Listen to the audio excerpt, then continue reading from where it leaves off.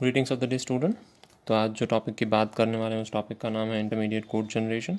जैसे कि हम कंपाइलर के डिफरेंट फेजेस पढ़ रहे थे, one of the phases of the compiler is intermediate code generation. ठीक है, तो इंटरमीडिएट कोड जनरेशन ऐसा एक कंपाइलर का मिडल फेज है जहाँ से कंपाइलर दो पार्ट में डिवाइड हो सकता है। एक तो कंपाइलर का फ्रंट एंड होता है और एक कंपाइलर का बैक एंड होता है।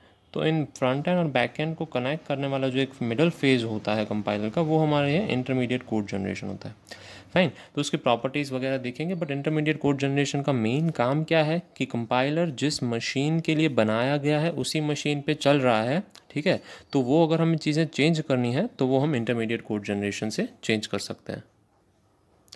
जैसे कि we talk about C compiler, तो सी कंपाइलर हम यूनिक्स में भी लिख सकते हैं, सी कंपाइलर हम लेट्स से iOS में भी लिख सकते हैं, और सी कंपाइलर हम विंडोज़ के लिए भी लिख सकते हैं। तो these are some front end where you can type your C compiler और सी लैंग्वेजेस। तो बेसिकली होता क्या है कि ये सब कंपाइल होके एक कॉमन इंटरमीडिएट कोड जनरेट करती हैं, IC, let's call it IC, और उसके लिए हमें बाद में उसको क्या कन्वर्ट करना पड़ता है, मशीन लैंग्वेज में।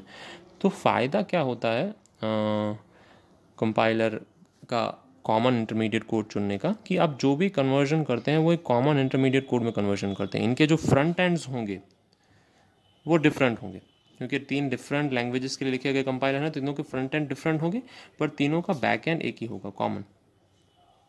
Okay, there is a common back end here.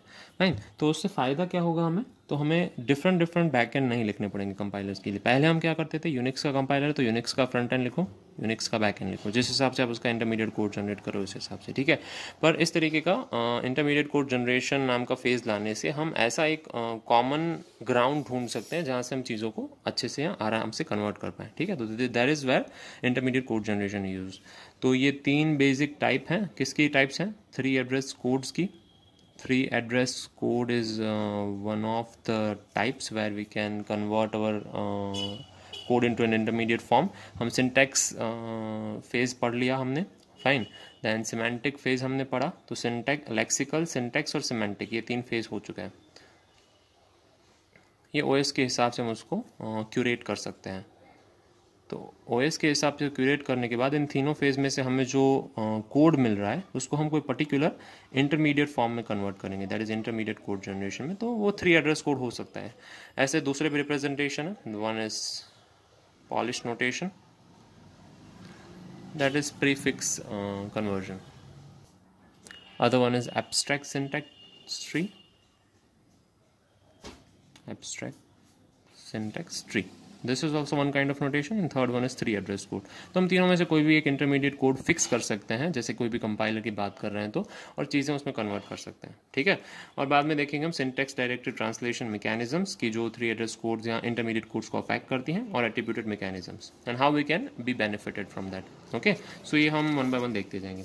Okay, so main task क्या है इंटरमीडिएट कोड का? Convert source program into a machine program हम कंपाइलर का टास्क माना जाता है। पर हमारे लिए इंटरमीडिएट कोड का टास्क क्या होगा कि हम जो भी फॉर्म में हमें इनपुट मिल रहा है उसमें से कोई भी एक जो कॉमन इंटरमीडिएट रिप्रेजेंटेशन कोड हम फिक्स करें उसमें कन्वर्ट करना। ठीक है, so conversation process is not directly convert the given program to target program, hence it convert the source language to intermediate code and then to the final code. So intermediate code एक representation है, intermediate representation.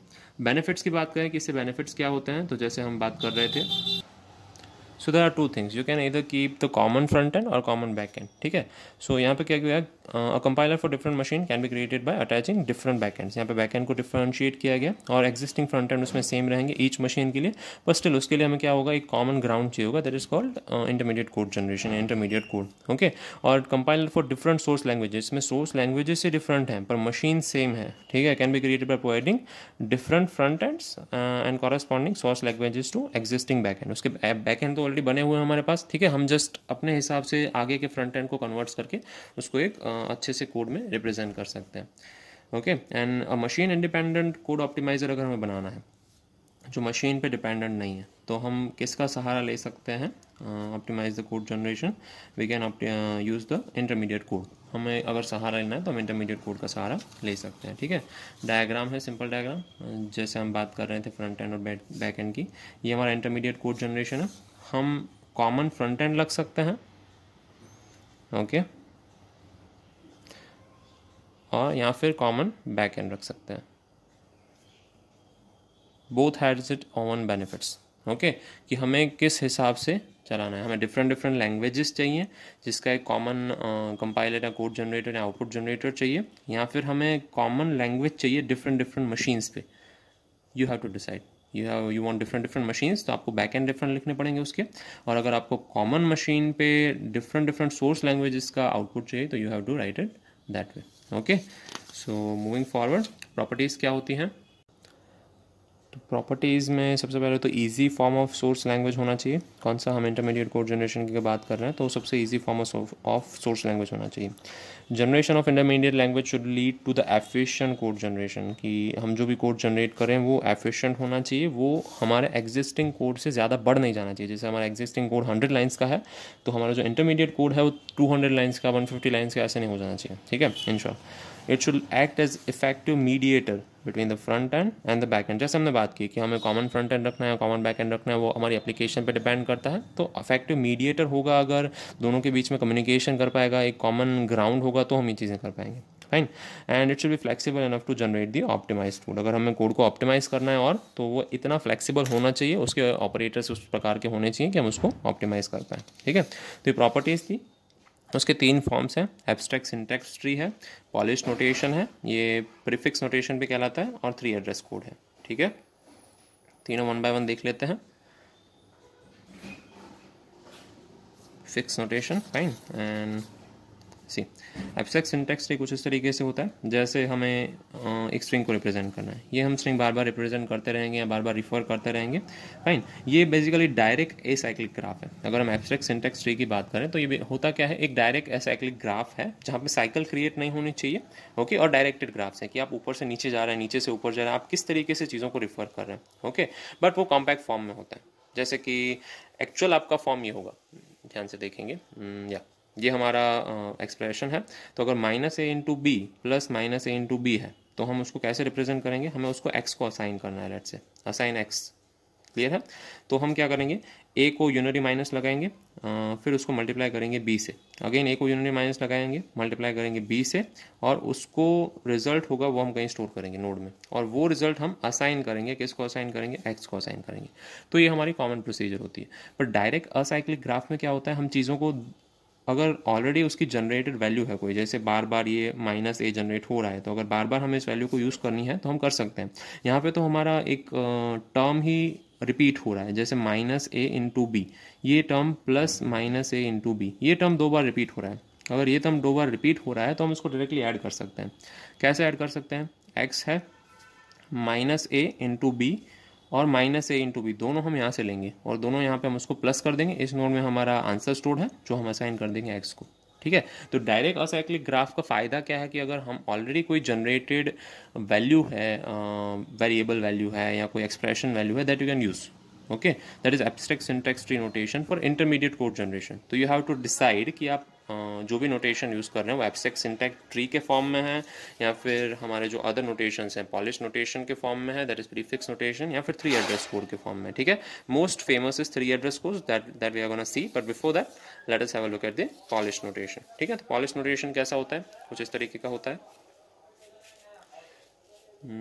या basically linearisation of syntax tree है। जो भी syntax tree है अगर हम उसको लीनियरली फॉर्म में रिप्रेजेंट करते हैं, जो सिंटैक्स ट्री है, हम अगर उसका प्री ऑर्डर ट्रावर्सल करते हैं या लीनियरली फॉर्म में, प्री या पोस्ट ऑर्डर ट्रावर्सल, ठीक है, तो उसको हम पॉलिश नोटेशन कहते हैं। जो प्रीफिक्स नोटेशन भी हो सकता है या पोस्टफिक्स भी हो सकता है। ध्यान से देखेंगे, जैसे x is equals to -a into b plus -a into b, तो उसको रिप्रेजेंट कैसे करेंगे, इक्वल टू x, मतलब x को कुछ असाइन करना है, क्या असाइन करना है, प्लस इंटू -ab का मल्टीप्लीकेशन करेंगे। प्रीफिक्स नोटेशन सबको क्लियर है, -ab का मतलब है a को यूनरी माइनस लगाया गया है, b के साथ उसको क्या किया गया है, मल्टीप्लाई किया गया है। ठीक है, ये हमारा फर्स्ट टर्म है। दूसरा टर्म भी सेम है, ab यानी -a है, ठीक है, और उसको मल्टीप्लिकेशन की साइन लगाएंगे, -a और b को मल्टीप्लाई किया गया। ये दोनों का एडिशन करना है इसलिए प्लस साइन रखेंगे, और इसको हमें ऐड करना है x में, इसलिए x के आगे क्या लगाएंगे, इक्वल टू साइन लगाएंगे। फाइन, तो x को असाइन करना है, ऐड नहीं करना है, मैं मिस्टेक, x को असाइन करना है इसीलिए इसके x के आगे साइन लगाएंगे। ये सेम चीज़ हम यहाँ से जनरेट कर सकते हैं। If you have a look at this I mean graph, let me just adjust it a bit. I hope this both are visible. Just a second. Yeah, now it is better. Fine. तो जैसे कि आप देख रहे हैं assigning sign, यानी हम इसका इन ऑर्डर ट्रावर्सल कर रहे हैं बेसिकली। तो सबसे पहले नोड आएगा यानी assign, then x, then plus. Okay, and when we reach to the plus you will have plus first, then you will have multiply. After multiply you will have unary minus and then you will have a. After you have a left tree you will have your right tree as b. So यहाँ तक हम पहुँच गए हैं और ये हमने अपना लेफ्ट ट्री खत्म कर लिया है प्लस का लेफ्ट ट्री खत्म करने के बाद प्लस के राइट ट्री पे जाएंगे। राइट ट्री पे हम क्या करेंगे, सबसे पहले मल्टीप्लिकेशन, तो मल्टीप्लिकेशन आ गया unary minus a and then b. ठीक है, दोनों को हम ऐड कर देंगे। सो इस तरीके से हमारा एक ट्री रेडी हो जाएगा। फाइन। सो ये हमारा कुछ भी नहीं है, जो हमारा डायरेक्ट एसाइक्लिक ग्राफ था उसका एक बेसिक ट्री है जो पुलिश नोटेशन यूज करता है। फाइन, तो you can represent your intermediate code as this way also. And last but not the least which is famous, उसके भी 3 मोड्स हैं जो हम देखने वाले हैं। 3 एड्रेस कोड, जैसे नेम सजेस्ट करता है 3 एड्रेस कोड, 2 ऑपरेंड होने चाहिए, एक ऑपरेटर होना चाहिए, सॉरी ऑपरेटर, 2 ऑपरेंड्स, एक ऑपरेटर और उसकी वैल्यू कहीं असाइन होनी चाहिए। तो अगर हम हमारे एक्सप्रेशन को इस फॉर्म में रिप्रेजेंट कर सकते हैं तो वो 3 एड्रेस कोड हो जाएगा। ठीक है, जैसे b + c + d, तो हमारा यहाँ पे 2 ऑपरेटर हो गए, 3 ऑपरेंड हो गए। तो ये अगर कंपाइलर को एडजस्ट करना है 3 एड्रेस कोड में तो कैसे एडजस्ट करेगा, सबसे पहले b + c कर लेगा। ठीक है, क्योंकि लेफ्ट टू राइट हमारा एसोसिएटिव होता है।